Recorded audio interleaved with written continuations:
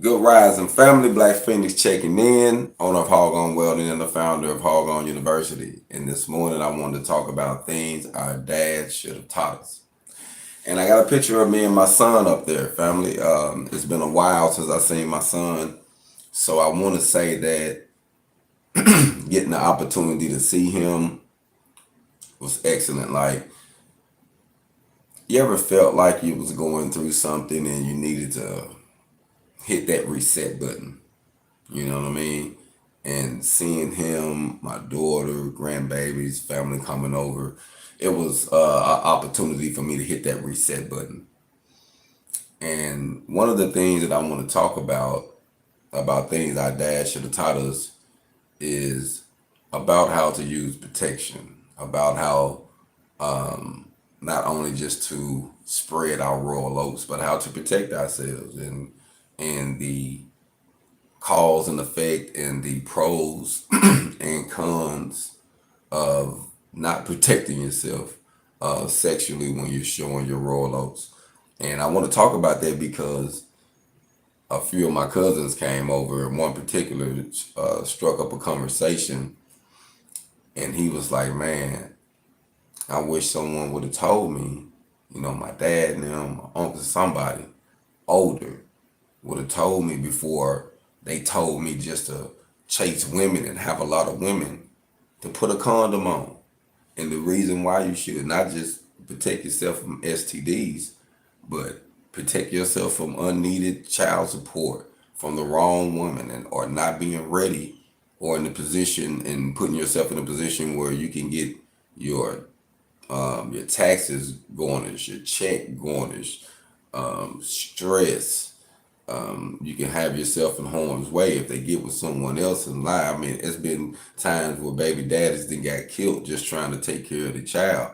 It was an incident just happened not too long ago where a guy actually went to the police department to drop off his child and meet the person, and still got killed by the baby mama's new boyfriend. No telling what they was promoting. Good rising, King, good rising.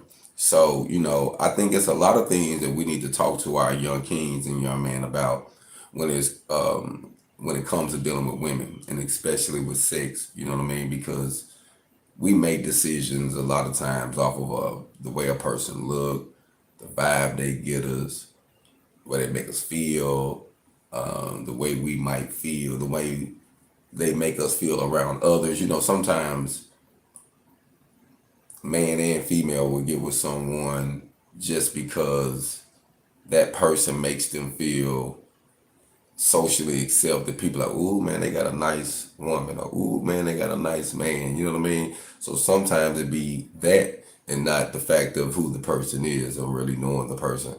And one thing I have learned personally about sexual intercourse, especially not with a condom, not only do you take the risk of getting an STD, but you're trading spirits. So, these spirits that this one person have could actually get transferred over to you, and you'll start having different issues in life. I'm like, man, what's going on? You know what I mean? But you're opening yourself up to so many people, and you're not really thinking of what you're really doing, other than, oh man, I just conquered so many. Or so, you know what I mean? I done heard dudes, brag on how many women they got on their belt, or how many females. I done heard females talk about some numbers that blew my mind on how many dudes they done slept with. You know what I mean? So, and these are not, prostitutes or male, you know what I mean, whores, so to speak. These are just people that just like to have sex, you know what I mean?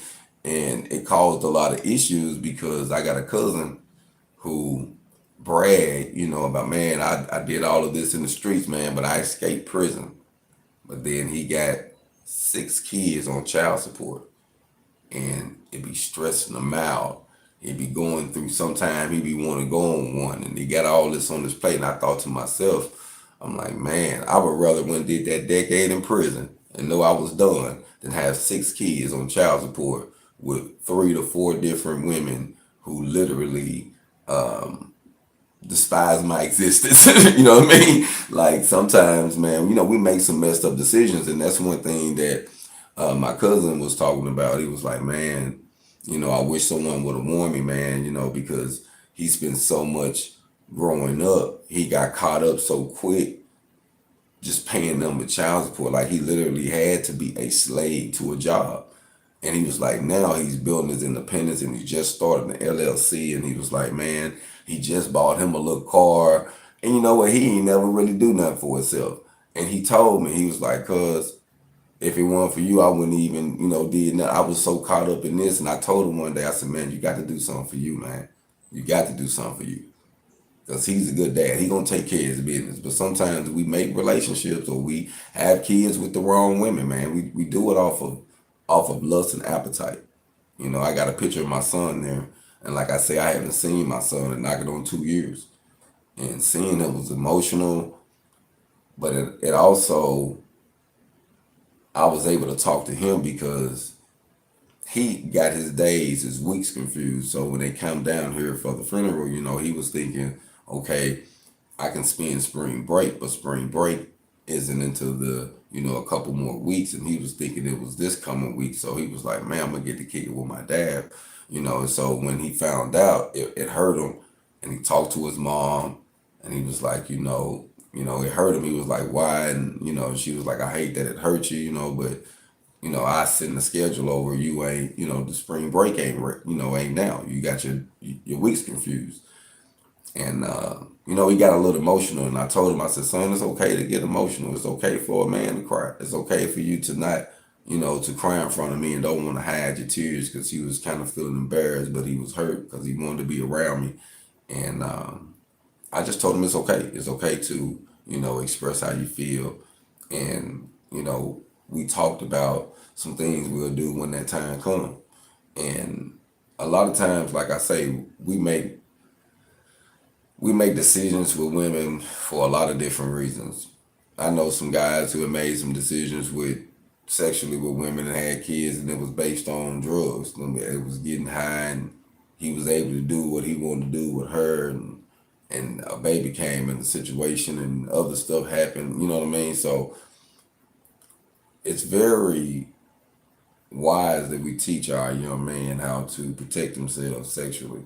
We can't stop them. We can't, it's hard to, say, oh, don't do this or do that. But you can say protect yourself. Be more cautious as far as wearing condoms, not only just for STDs, but for not being ready for a child. There's no reason to commit any type of crime against another person or humanity. Some people feel different ways about abortion. So there's no reason to even put yourself in that situation to even consider those options if you would just protect yourself and get to know people. A lot of times, if you just get to know them a little bit, you will know that, this not a good person that I probably should be trying to have a child with or build a relationship with other than that. Like I say, a lot of times we make these decisions on lust. And I was just thinking, of how I met my son's mom. And family, I cannot make this up. If I share this story with you, I could, some people might be like, man, you lying. I mean, it was one of those things where it was completely from initiation. It was just completely lust from initiation. Later, you be around the person and you grow to love someone. I have some feelings for them because you're around them. You know what I mean? A lot. But our relationship started, it was pure lust. It was pure fun. It was pure, just enjoying life, not thinking.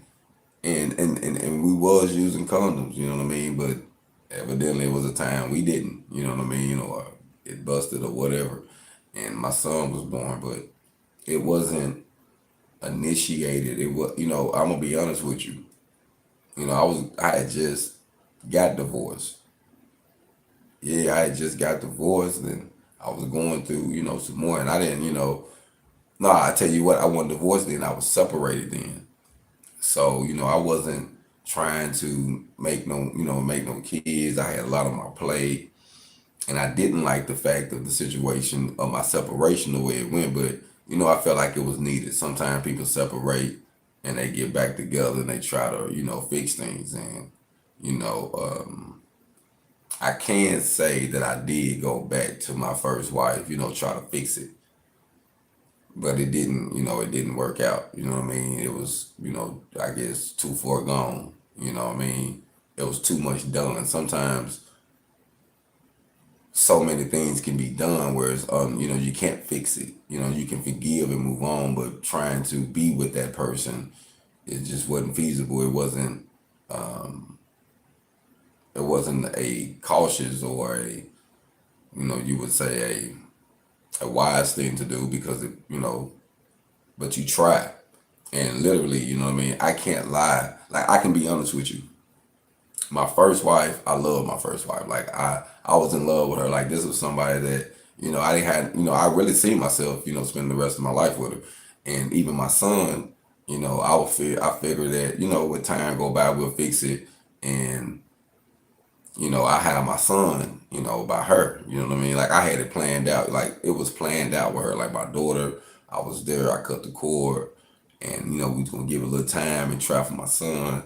And I had gave him names. My daughter's name is Amaris, and I was like, well, we have our son. We're gonna name him Amari. It's gonna be Amari and Amaris, and that was like it was planned, and it didn't go that way. And when she found out about me getting someone else pregnant while we were separated, and then she found out it was a son. I think that affected her too. You know what I mean? I think it made her feel some type of way too. So, like I say, when you playing the game, man, you can't say you don't have no blood on your hands. You're not a part of it, even if you're sitting on the bench. You're wearing a jersey. You know what I mean? So, you have to accept your faults on both sides, but I can literally say that's someone that I tried to go back and fix, but it was too far gone. And at that time, like I say, when we were separated before, I was just showing my royal oats, so to speak, just having fun. You know what I mean? Just doing me and in that process, like I say, my son was born, and family. Out of all of my kids, I have 3 kids. I think majority of this gray hair is coming from him. Not that he stressed me out, but the fact that how difficult it is for me to see him and to love him and to actually have a relationship with him. Like, it's been difficult. It's been difficult. You know, it's been difficult, family. And like I say, everybody got that thorn in their side. And, I look at that, sometimes I look at that as my karma from, you know, probably leaving a situation prematurely, you know what I mean? But, I accept it though. All I can do is do the best I can and, get things situated to, so that way I can be the best for him, but to not make that same mistake. I got friends, right now who's still having babies. I'm 40, I'll be 42 in March. And I got a friend who's my age, just had a baby. I got another partner that I know grew up older than me. He 52 and got a 2-year-old. You know what I'm saying? Like, people still, I'm just not on that level, family. You know what I mean? I figured, and this just to be honest with you, I'm just sharing my story. I have 3 kids by 3 different women. And my first child, you know what I mean? I was young. My oldest daughter, I was young, 16 years old. And, it is what it is. And, me and her mom wasn't preparing for it, but it happened. But, that was my first one. And my second one, like I say, it really was prepared. And I actually wanted my third to be by her, but it didn't happen. So my third one, end up, I felt like after my third relationship, I actually, after my third child, by a different woman, I figured I quit. I figured I struck out, family. You know me, I just say in baseball, you're out. I said, man, I'm out. I wasn't gonna go try to have no more. I wasn't finna, no, I'm out. I'm struck out. You know what I mean? Because you think, just having one that's a drummer, I don't want to even take a chance to have another baby mama that's a drummer. I don't care who she can't convince me enough. Now, I will be a sperm donor. I donated some sperm, helped somebody out in a relationship, but as far as me making one happen, no way. You know what I mean? I figure I struck out family. You know what I mean? And like I say, I got 3 kids, about 3 different women, and I learned that right there created extra stress for me. You know what I mean? Because the first two, the first one I was young, the second one I was married. I was with my wife for 10 years. And then, my last one, you know what I mean? It wasn't, I wasn't trying to have my son. Like when me and her separated, family, I'm gonna be honest with you. You know what I mean? I was moving on. I was contacted maybe a few months later, I believe. I believe it's a few months later or a month later, a few months later, saying that, she was pregnant. But I had no clue. No clue. You know what I mean? Like, so things been a little rough with my relationship with him. So I wouldn't encourage another man just to go out there and just, show his royal oats without protecting himself. Because you're gonna not only jeopardize yourself with stress, but money, finances, limiting your opportunities if you get your license or your taxes or tags took or whatever. You know what I mean? Like it's so much, and in different states there's different guidelines, so you have to be aware of that too. One love, brother. One love. Appreciate you for checking in with me. So, like I say, I think that it's very important that we have those hard, needed discussions. And just like my cousin was saying, man, I wish I would have knew. I love my kids. You know what I mean? But I wouldn't, if I had the chance, I'd have did it a different way. You know what I mean? Because he put more on his plate than what he wanted to. You know what I mean? So, a lot of times we don't look at things like that. So once you experience certain things like that, I think that it's natural that we should pass it down. But a lot of times, we don't. We would rather, sometimes we just feel that the example that we just showing somebody without telling them the story of why. Because sometimes people can watch what you do and they can form their own story and conclusion of why you're doing it. And they need to know the truth. They need to know why you're doing it. They need, okay, this is why I move like this. You know what I mean? Because I experienced this. I had a wrong turn here, bad relationship there. You know what I mean? And that way they can make better decisions. You know what I mean? So the goal is to guide our youth, help them change the situation, help them make these situations better than what we did. And, I like to live by example, family. You know what I mean? So I'm humble with dealing with my son. Like I say, sometimes, you get mad, you want to scream, you know what I mean? You want to throw something, fight, like, man.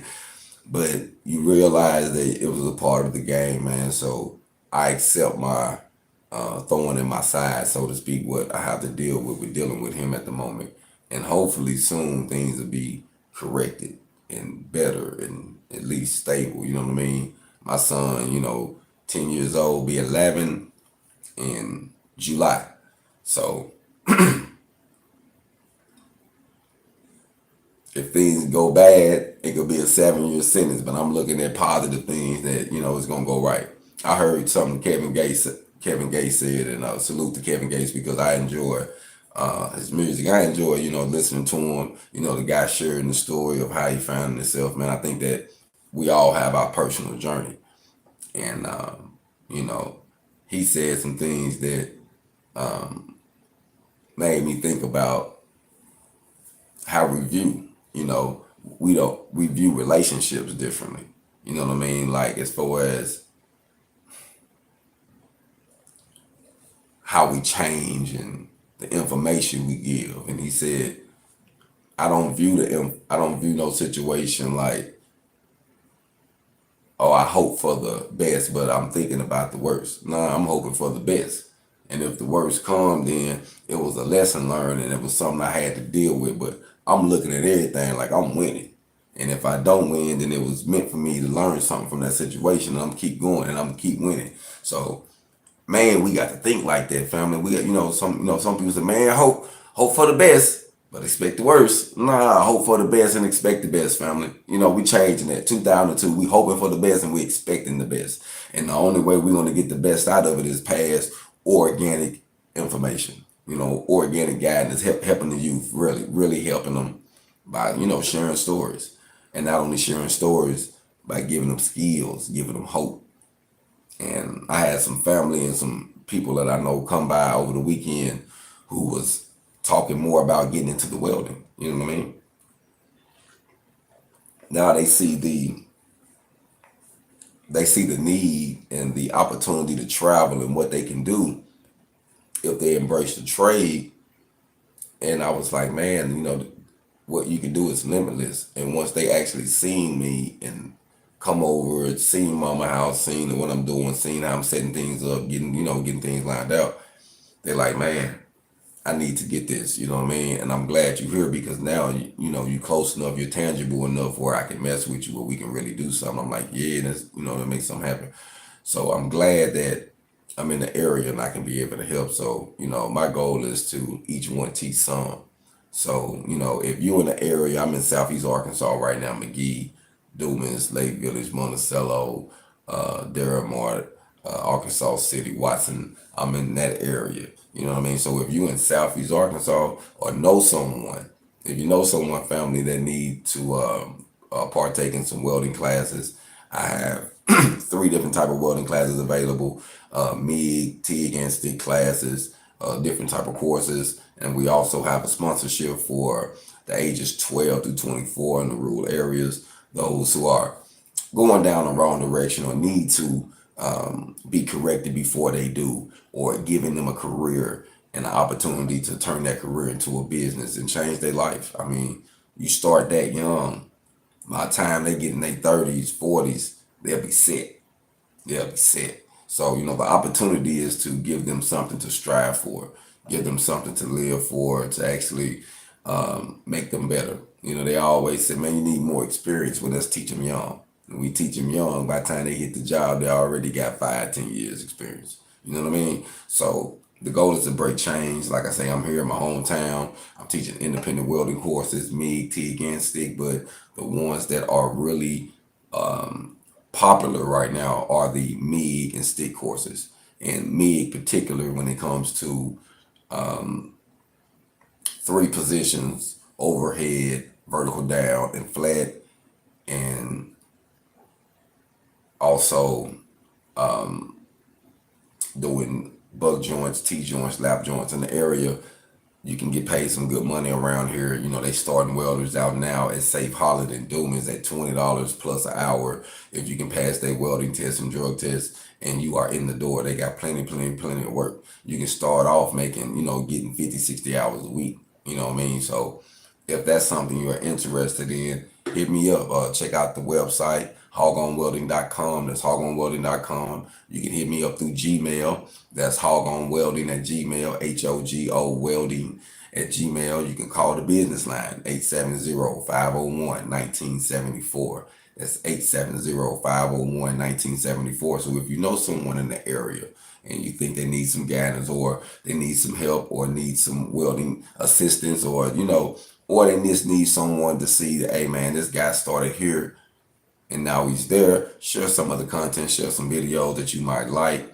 I have thousands of videos I have uploaded over time, some short, some long, but I guarantee you I probably got something that they need, or maybe it's a piece of content that can be used to help motivate and change someone.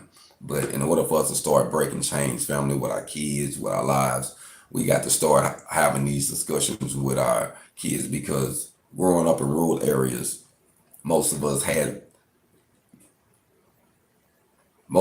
everybody had a dad, but then too many of us have a father. And I think that's the situation we have to break.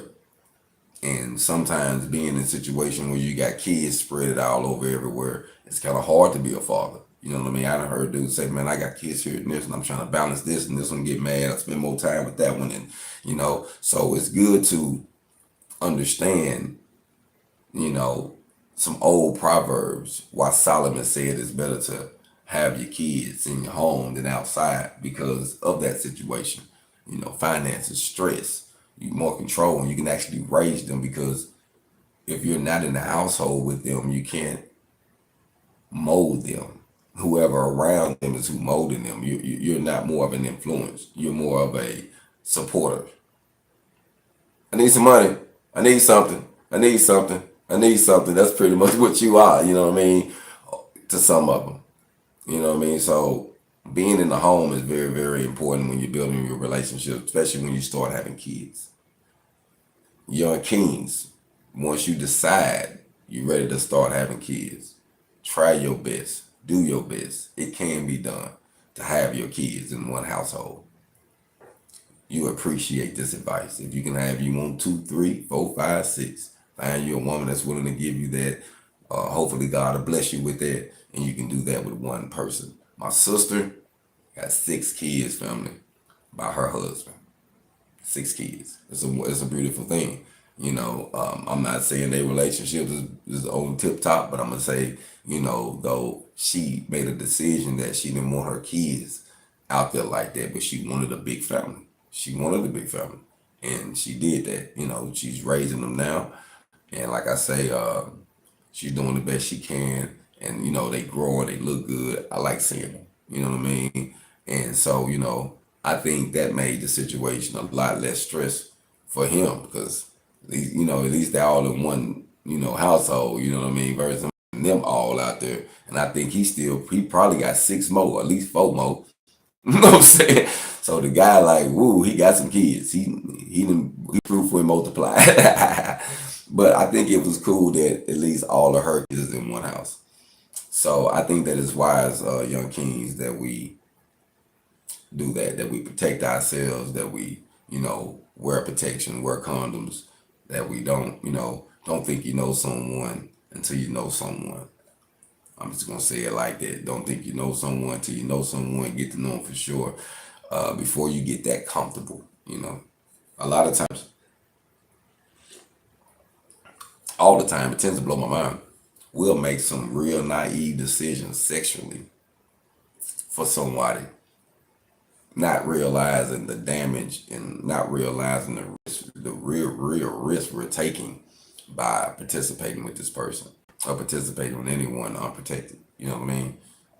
You assume you know this person just that much, but you know what you would do. So you can't just assume what someone else would do. Normally, assumptions are gonna make an ass out of you and me. You know what I mean? So I have learned that we should protect ourselves. We should not trust so easily. We should be more cautious with our bodies. You know what I mean? Because you can put yourself in a trick bag. You can put yourself through a lot of stress, unneeded stress, in situations where someone can actually maybe do something to you because they feel some type of way about someone you love, or they love, vice versa. So it can get sticky. So we need to have these discussions. We need to talk to our young kings about these things. And my cousin bringing that up, it just made me think of how I said, man, bro, we wasn't taught that. We was taught to just have sex. If growing up, in our generation in the 80s, I'm an 80s baby, so 70 and 80s. I was actually conceived in 79 and born in 80 in March. So the people had a different, the man before us, they told us different things. I figured the more women you have, the more manly you are. You know what I mean? The more young buck you are. Oh man, you a good young buck. You knocking them off, ain't you? You know what I mean? So that's what we was encouraged. And it was so crazy because we like, man, they taught us all this blind stuff, and it's been driving us ever since. Nobody gave us no real pure game. How to sit down, how to make finances, knowing that our sexual appetites will be connected to our wallets. Think about it. And you see it through child support and all this, your sexual habits will put you in some financial crutches. And we're not taught that. We learned that afterwards. You're like, man, I wish somebody would have taught us, but they didn't. We just dived into the situation and had to just get it how we live.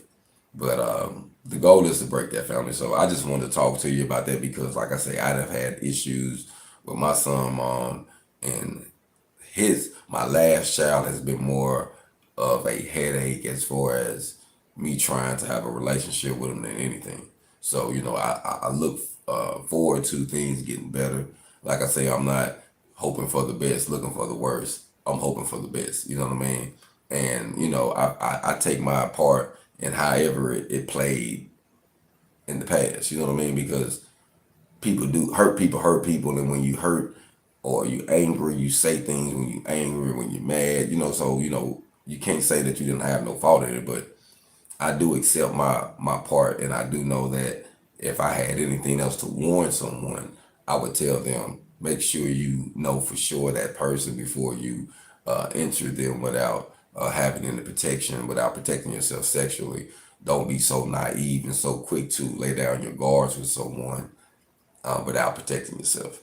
If you think that fun, that 5 to 30 minutes, hour fun is worth 18 years or a lifetime full of heartaches or a sickness or dying before your time, just put it on the scale, family. Just think about it like that because we have to be cautious. You know what I mean?